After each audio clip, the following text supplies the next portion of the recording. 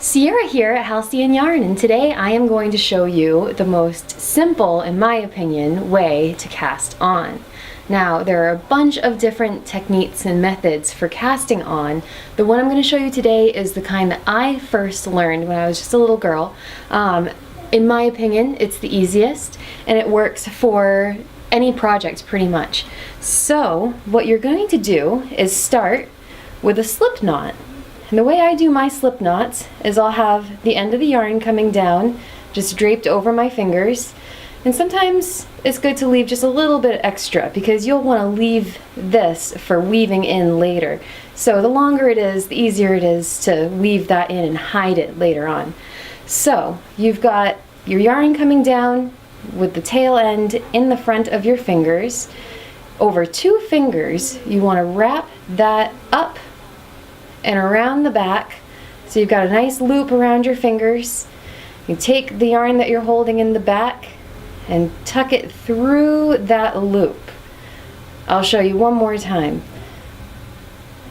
You've got your tail hanging, holding your yarn, 2 fingers up and around through the back. I always go left to right. I don't know that it matters, but that's how I do it. And then, so you've got that loop coming through.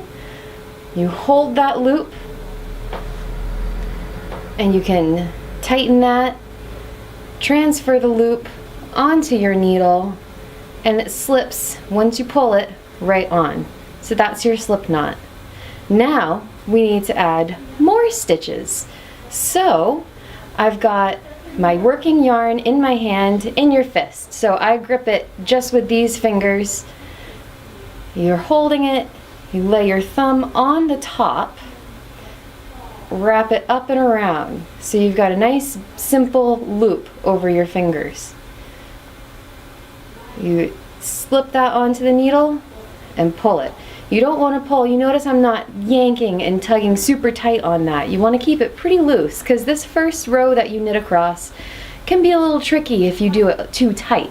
So, to show you again, you're holding the yarn in all your fingers, just curl them right up over it, lay your thumb on top, dip it down and around, you place that little twisted loop onto your needle, pull gently to close.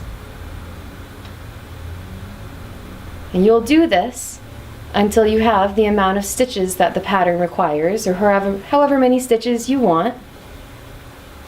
And that's how you cast on.